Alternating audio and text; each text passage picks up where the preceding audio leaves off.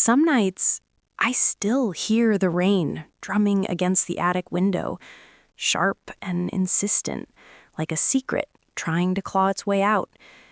That was years ago, but the sound and the accompanying breathless silence is louder now than any lie we ever told. I live in the silence. It clings to the walls of the house my mother inherited, a house built for a family that shattered into dust the moment my father died. My mother, Eleanor, is a fortress built of resentment. She never misses a chance to chisel away at the memory of the man who left her.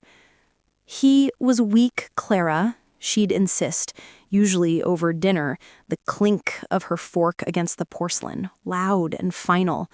He had no spine, no sense of responsibility.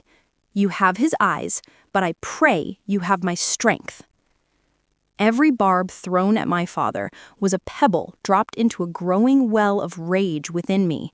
My father, the easy laughing man who read me stories in the damp light of dawn, deserved more than to be reduced to her bitter punctuation mark. My revenge was a slow, creeping vine. Its roots were guilt, its leaves were anger, and its primary source of water was Mark. Mark. Eleanor's Mark. The steady presence who arrived 2 years after the funeral and never seemed to leave. He was all quiet strength and contained kindness, a stark contrast to my mother's brittle control. He fixed things. The leaky faucet, the warped floorboards, the silences Eleanor couldn't tolerate. But Mark and I already had our own history. A history sealed away in that attic room during a summer storm years ago, when the boundaries between a grieving daughter and her mother's comforter dissolved into something terrifyingly real and profoundly wrong. It lasted only a moment, a closeness that went too far, a confession whispered into a neck, a brush of hands that lingered far too long, anchored by shared grief and the oppressive weight of this house. The guilt had been a physical weight, pressing us both down for months until I left for college, fleeing the atmosphere. But now, I was back. The air in the kitchen was thick, with the scent of Eleanor's strong coffee and the unspoken things that gathered in corners. Mark was leaning against the counter, reading the financial section of the newspaper. His shoulders filled out the old denim shirt perfectly. He always looked solid, reliable. When I walked in, that beautiful, terrible stillness fell between us. It was a microsecond where the entire history of our mistake hung suspended, only to be immediately replaced by the poetic mask of acquaintance. "Morning, Clara." He nodded, folding the paper with precision. "Mark." My voice was low, carefully modulated. I avoided his eyes, focusing instead on the way the morning light caught the slight gray in his temples. It made him look distinguished and achingly vulnerable. Eleanor swept in, dismissing him with an offhand wave before turning her attention, or rather her scrutiny, to me. "You're still wearing that old sweater. Honestly, Clara, look at you. You're becoming as faded as your father's memory." The words struck me, cold and sharp. I watched Mark flinch slightly, a reaction Eleanor missed completely. That small movement, the tightening around his jaw, was my first sign. He hated her cruelty, too. That night, as I sat on the porch steps, trying to breathe in the cool, late summer air, Alex appeared. Alex, the neighbor from across the street, who was perpetually finishing a degree in something abstract and only ever seemed to communicate in observations. He was leaning against the railing of his own porch, nursing a beer. "You're carving yourself a hole, Clara," he called softly. I looked up, meeting his gaze. Alex had those unsettlingly calm eyes that missed nothing. He had witnessed my teenage angst, my sudden departure, and now my tense return. I'm just trying to remember what silence feels like, I murmured, pulling my knees up to my chest. No, he corrected, tilting his head. You're trying to remember what his silence feels like. There's a difference. People like Mark are reservoirs, Clara. You have to be careful what you dip your hand into. His insight was unnerving. He hadn't seen the attic, but he saw the tension rippling in the air around us. He was a witness to the unraveling I hadn't even consciously started yet. My plans solidified with the cold precision of winter ice. If Eleanor wanted to destroy my father's memory, I would destroy her present. I would use the vulnerability Mark and I shared to ignite the flames I had sworn I put out. We started spending time together under the guise of necessity. Mark was helping me clear out my father's old workshop in the garage, a space Eleanor refused to touch. The garage was dimly lit, smelling of motor oil, sawdust, and the ghost of my father's cologne. It was a space saturated with grief, making it the perfect stage for my performance. We were organizing stacks of old records. I pulled out a scratched vinyl of my father's favorite jazz trio. He used to play this every Sunday, I said, my voice intentionally thin, fragile. I didn't have to fake the welling up of emotion. The space itself was enough. Mark paused, holding a dusty toolbox. He didn't look at me, but I saw his chest rise on a deep, slow breath. He loved this album, Mark confirmed, his voice a low vibration in the small space. He told me once, they capture sorrow better than anyone. Did you know him well? I asked, tilting my head, letting my hair fall over my shoulder. It was a gesture I knew made me look younger, more helpless. He finally looked at me, his eyes guarded, full of that familiar, terrible struggle. We were colleagues and friends. In the end, he was my sponsor. The word sponsor hung there, heavy. My father had been an alcoholic, a detail Eleanor ruthlessly weaponized, but one that Mark seemed to hold with solemn respect. Eleanor never talks about that part, I whispered, stepping closer, allowing the distance between us to shrink until I could feel the faint warmth radiating from his body. Your mother is hurt, Clara, he said, his voice husky. He placed the toolbox down, the clang echoing. No, Mark, I countered, my eyes burning into his. She's cruel. She uses his memory as a weapon. I hate that. I let a single tear trace a path down my cheek.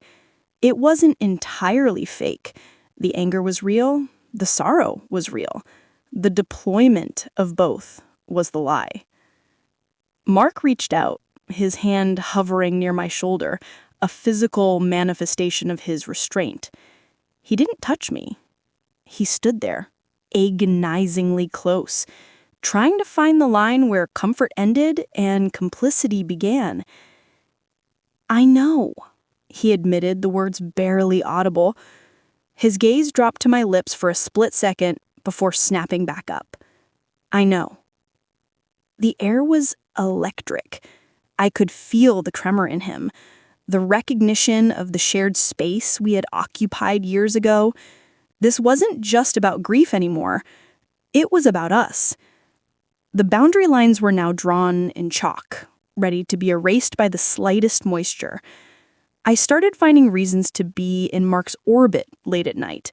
The kitchen, the porch, sometimes even the living room when Eleanor was asleep, barricaded behind her bedroom door and the sound of the television.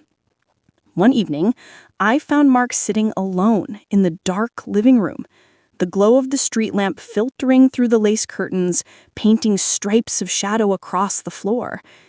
He was nursing a drink.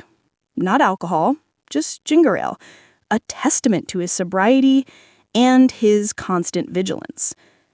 I sat on the opposite end of the worn leather sofa, leaving a respectable, yet achingly 3 feet between us. can't sleep?" I asked softly. "Just thinking," he replied, not shifting his gaze from the curtains. "About what?" He sighed, a long, weary sound. "About how some mistakes never quite finish haunting you." My breath hitched. He was referencing the attic. He was confessing without confessing. This was the moment I needed to press. I slid closer, shrinking the gap to less than a foot. I leaned back against the cushions, turning my body toward his. My knee almost brushed his thigh. "I think about it too," I confessed, the lie rolling easily off my tongue. I wasn't haunted by the mistake. I was energized by the potential of repeating it. He finally turned, truly turned to face me. The shadows softened his strong features, giving him an almost boyish vulnerability. "Clara, that was a terrible time. We were both lost." "We were," I agreed, my voice a silken thread. I didn't push, I didn't accuse, I simply offered understanding. But I felt safe, Mark, for the first time since Dad. This was the core of the lie, that I was seeking refuge, not revenge. His eyes searched mine, desperately seeking the innocence of a daughter, but finding only the complex awareness of a woman. His hand, resting on the back of the sofa, was agonizingly close to my shoulder. I didn't move. I held the silence, letting the magnetic pull of proximity do the work. I focused on the way his chest rose and fell, slightly faster now. "You shouldn't be here, Clara," Mark whispered, his voice ragged. "But I am. And Eleanor is sleeping." He closed his eyes for a moment, an admission of his weakness. When he opened them, the darkness in them had deepened. He lifted his hand, and for a terrifying, wonderful second, I thought he would touch my face. But his fingers closed around the collar of his shirt instead, pulling the fabric away from his neck as if he couldn't breathe. "You are playing with fire," he warned, the words a low rumble of desperate control. "Maybe I like the heat," I replied, my gaze dropping to his mouth, then back up.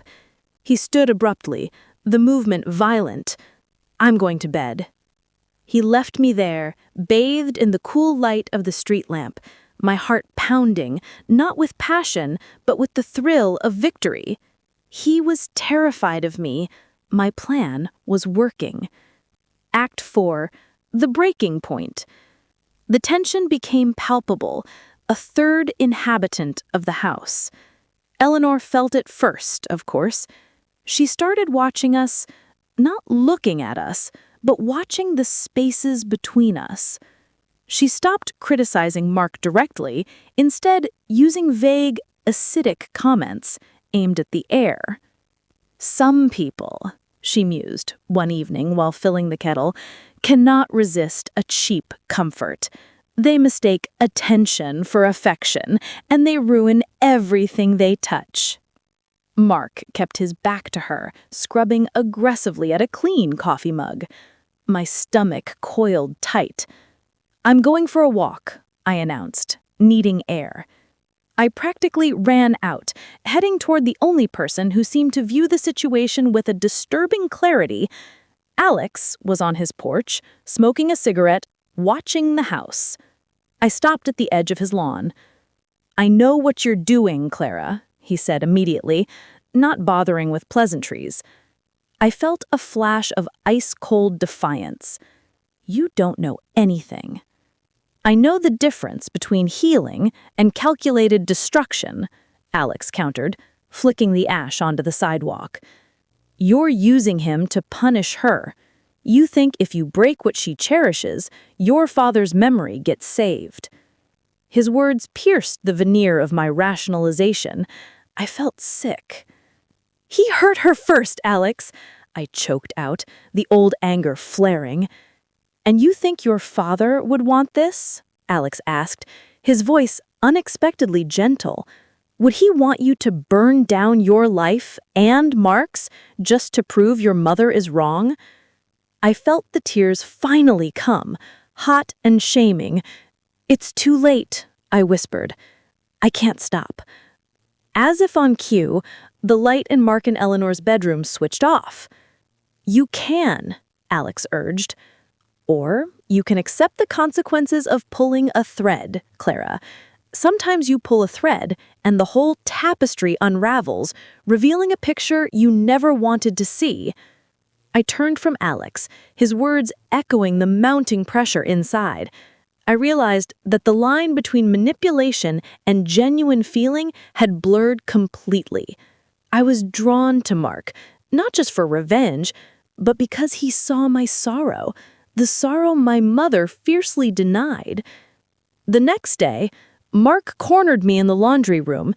He didn't touch me, but he stood directly in the doorway, blocking my escape, his face pale and set. "Clara, this stops now," he stated, his voice trembling slightly. "We can't do this. I won't hurt her. Not like this. Our first mistake was years ago, and I live with that guilt every day, but I will not let you use me to hurt her further." I watched the resolve in his eyes, and a wave of pure panic hit me. If he pulled away now, the revenge would be incomplete, and I would be left with the raw, exposed feeling of being rejected, not by her boyfriend, but by the one person who understood my secret pain. I moved forward, pinning him against the door jamb, my head tilted up, and my voice dropped to a desperate whisper. "You think I'm doing this to hurt her?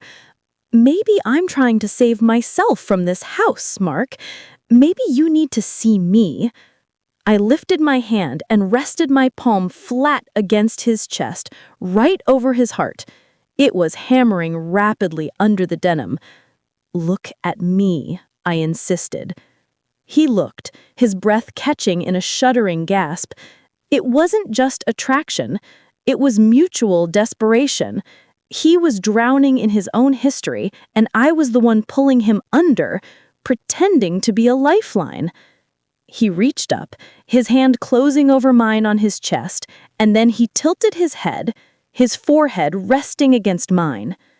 "I can't," he groaned, the sound heavy with pain and desire. "I have to tell her. I have to stop this before it destroys us all." He pulled back, his eyes dark with self-loathing, and walked out of the laundry room, leaving me alone with the smell of detergent and the absolute certainty that I had pushed him past his breaking point. Act 5. The twist. The confession happened fast. Mark was a man of integrity, even when his actions were compromised. He couldn't live with the lie, especially with the added weight of my emotional manipulation. 2 hours later, the air in the house was thin and brittle. Eleanor was in the living room. Mark was standing before her, rigid. I listened from the hall, leaning against the cold wall, waiting for the blast. The sound of her world shattering, the validation of my revenge. Mark's voice was low, shaky, confessing to the blurred lines, the emotional intimacy, the terror of what he almost allowed himself to repeat with me.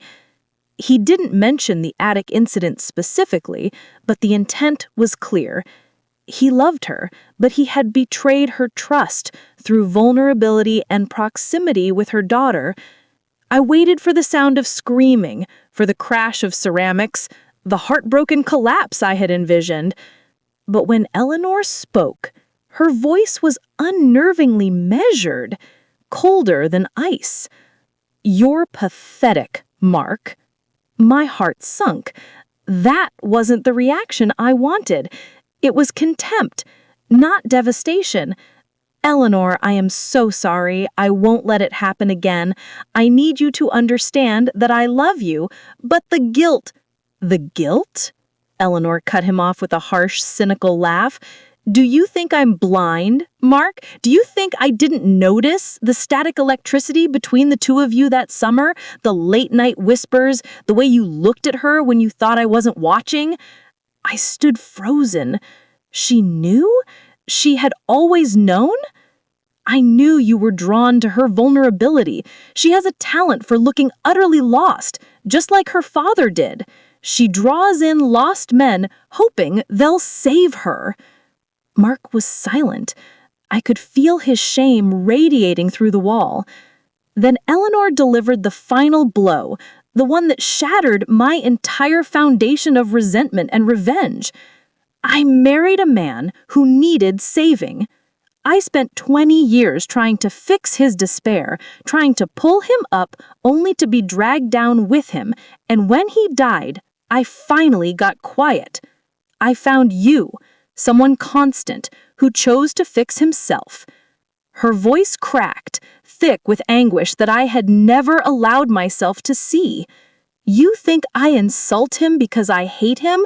I insult him because I loved him so much that his weakness nearly destroyed me too. His drinking, his dependency, his slow self-destruction. That's what I resented, Clara, not the man himself. And you? She turned her fury toward the silent hallway where she knew I was listening. You are just like him, trying to break the people who love you out of fear that you'll be left alone. I watched you, both of you, Eleanor confessed bitterly to Mark, her voice now defeated. I watched you two standing on the edge of the same abyss that swallowed my husband, and I thought, let them fall.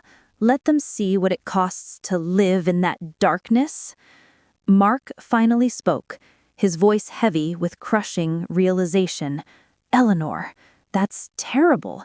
You let us nearly destroy each other. No, she whispered.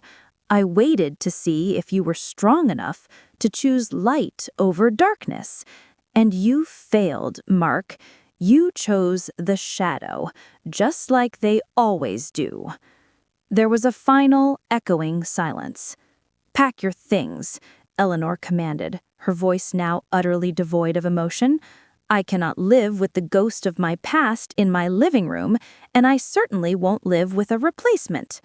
I heard the scraping of a chair, the heavy footsteps of Mark walking toward the stairs. I pressed myself flat against the wall, holding my breath, wanting to disappear. He walked past me, not looking. He saw me, but he saw through me. I was no longer the object of desperate desire or comforting sorrow. I was merely the catalyst, the spark that exposed the rot. He stopped at the front door, his hand resting on the knob.